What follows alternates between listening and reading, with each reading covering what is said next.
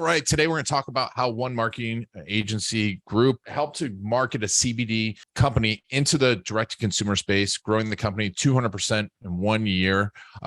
Their most successful video campaign for CBD that was more successful by 230%. The platform that they used, how they overcame the challenges of marketing CBD, and the key to the SEO strategy in the CBD space. I've got Ryan Christiansen from Ntooitive. Ryan, thanks for being on. Appreciate you having me in. And don't forget, this is brought to you by videocasestory.com. One of the best ways to market your business is through your client stories. Go to videocasestory.com, learn how we can help you collect, craft, and deliver those customer stories. All right, let's get started.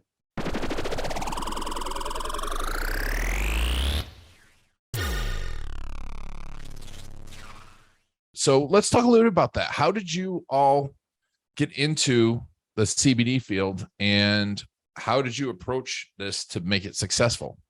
So funny way we got into it. Go figure, of all people, our general counsel we were working with at the time was heavily involved in it. And he actually made the connection point to us and really where they were at in terms of growing their business is they had built a really successful, CBD distributorship company. So they were supplying the CBD to, a lot of the other companies who were taking it to market, selling it where you see it today in grocery stores and dispensaries and, pharmacies, and had a desire really to take another piece of that market and create a brand and create a wholesale as well as a direct to consumer opportunity for themselves. And obviously being a manufacturer is you're running one type of business there. Jumping in on the direct to consumer side, creates a whole different opportunity as well as a set of challenges. So really the first thing we did was, took a long, hard look at their infrastructure, having a back end and having a data management platform that was specifically built around manufacturing, really wasn't going to be the answer. And there wasn't a lot necessarily replicatable in that model to go direct to consumer. So, really it started with kind of the foundational approach of navigating and building out a effective e-commerce strategy that included, also some pretty sophisticated tech to help them manage all of their data coming in, both marketing data, sales data, general business intelligence, and connect all those systems together so you can get an efficiency of scale and continue to run and operate, as lean and mean as possible, if you will. Gotcha. And so when you said you built out an e-commerce platform, were they already getting traffic? Did you have to start driving traffic? Tell me about how that worked. So they were known from an industry perspective. Like I said, they did a pretty good job in the manufacturing space. They were one of the first publicly traded CBD companies in the country. So albeit they didn't have a ton of traffic to be able to leverage, they did have a brand that was named and known. So we were able to capitalize on that through the launch. And I think that really did help us out of the gate. So being able to capitalize on that known brand, it really became more of a exercise of re-educating that this brand isn't just a manufacturer anymore. They actually have a product, and that product's going direct to consumer as well. So gotcha. And so tell me about how you grew this. Like, what metrics were you looking at it? Where did you decide how to market, how to build it up, how to use all of this data to start growing it? So this is where my past life comes into play. I was born and raised in Denver. So obviously Denver, from a CBD or, THC was one of the first states in the country to embrace and adopt that from a legalization standpoint. And through working in Denver with some of those brands, as I'll call it, the pot boom was taking place, I really had a front row seat of being able to navigate and see, okay, what are the likes of Google and Facebook thinking about this? How are they treating these brands? Is there a way to play ball with them? In a lot of those cases, the answer was always no. So we took a long, hard look at, an in-depth SEO strategy, how we could leverage organic marketing because, Google wasn't going to necessarily let us play ball from a paid search standpoint. And then we also, put a heavy emphasis in both video and programmatic display in terms of being able to push out and leverage that. And, video always interests me. What types of videos were you creating for this product, and where and how were you distributing them? So there were really two, call it, facets of the approach there. First video was more brand and overall. Second was based on the data we were collecting in terms of the conversions we were seeing on specific products. We started building, customer data profiles behind some of their top sellers, started identifying market variables specifically as well, which what was pretty fascinating was, looking at a nationwide campaign, it's pretty easy to tell where a questionable product such as CBD, which, at the time going a couple of years back was even more questionable than it is today, there were certain pockets. So we leveraged a lot of the campaign performance data to drive a lot of that creative strategy. And in some of our larger performing markets, even took more of a, direct market, direct feel, where we were using imagery from that particular market to kind of create that connection with that end consumer, letting them know, hey, while the brand may be produced in California, we're right here and in your own backyard. Interesting. And what was your most successful video campaign? It had to be probably one of our first early steps into the connected television or OTT space with the brand. We were able to find a couple folks on the supply side who had, we'll call it, content that aligned really well with our brand, and had the opportunity to put some paid messaging inside of that content that I think had a significant input. And actually, just looking at the numbers here, that was our top performing video asset by 230%. Now, wow. The challenging issue there was it goes back to the questionableness of the brand and some of these supply side solutions, even willing to take it. So we did some of our own lobbying, if you will. And part of that was really taking the right approach from a creative standpoint, taking more of a lifestyle brand versus more of a, call it THC or CBD brand, and focusing on that aspect of it. So a lot of the brand positioning through our creative development, I think, helped put us in a position to be able to convince some supply side solutions, really at the end of the day, to take our dollars.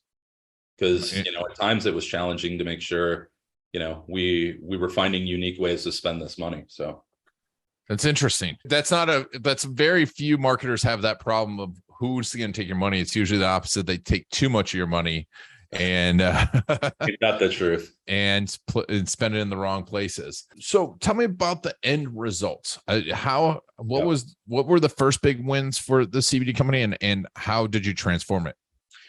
So I think, working with them early on, the first big win, I would say, was our ability to showcase and create automation and efficiencies through the infrastructure, because their ability to scale was made very easy because they had all the data and the right sets to be able to make effective decisions and make them quickly. So I think that was the biggest. In terms of looking at the campaign performance, being that we were starting out from year 1 to year 2, we increased business 185% of total revenue. Understanding year 1 was a lot of just putting, foundational aspects in place. So nearly a 200% increase year 1 to year 2 without a change in budget.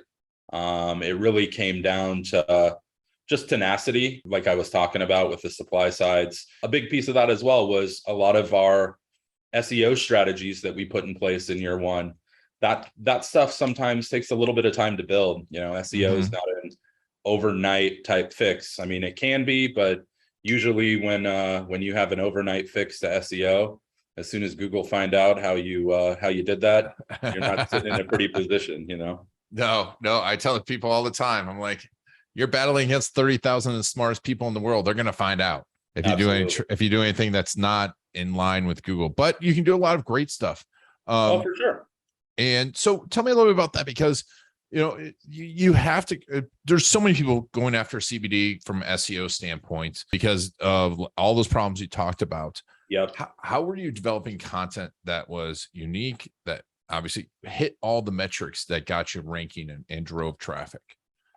I think one of the more unique approaches that we had to our content curation process that it had was playing on more of, call it the political conversation that was starting to take place with CBD, with the legalization side. I mean, there were a lot of brands, there were a lot of even universities and law firms who were very interested in where this vertical and category of business was going. And by being able to leverage some of those relationships and creatively think about how we include content from them, it's a lot like what you're seeing today in the social space with influencers, but taking more of a SEO or organic approach to thinking about how we can create content, how we can co-create content, be it with someone in the legal space, be it with someone at a university.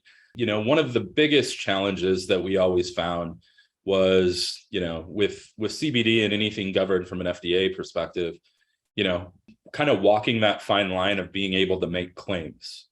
We've all heard about CBD and its ability to help with X, Y, or Z, or even to help a pet with X, Y, or Z. But being able to come out and just say that, wasn't always something that we were able to do. So we had to get extremely creative. But I think going back directly to your content curation question, it was collaborating on content pieces, bringing well-known companies and individuals into that conversation and utilizing them to help us promote that content as well. And how long did it take before your SEO strategy start to kick in? I'd say, being a part of the web development solution, there's a big piece of on-site that SEO that has to be done and done correctly. Mm-hmm. That all too often I think a lot of folks, miss when we talk about SEO. It's really a two-pronged approach. You have your on-site strategy and your off-site strategy. Making sure those two are constantly aligning, I think, is the first step in that process. But, from a directory submission, link building standpoint, we started that work and did a significant amount of that work in the first 3 to 6 months. And then it was probably about month 6 is where we started notice that organic traffic truly starting to get to a point that it was throwing off conversions, and we were able to directly attribute that organic growth back to revenue. Awesome. And I mean, that's still not that bad. And you're seeing that that attribution in SEO. That's fantastic, because it's a long-term game. And I think that's where a lot of people, they want that SEO result. They forget that you've got also the long-term benefits. It's not like PPC that you shut it off and it's gone. The way we typically approach SEO is, thinking about Google's place in the conversion cycle. Let's face it, they've done a really darn good job at sitting at the bottom of the sales funnel. You may see a product on TV, you may see a product on your phone. More often than not, you're going to end up on Google Googling that product. So we look at it as a conversion point driver. If the more conversion points you can have on the first page of Google, the better off you are.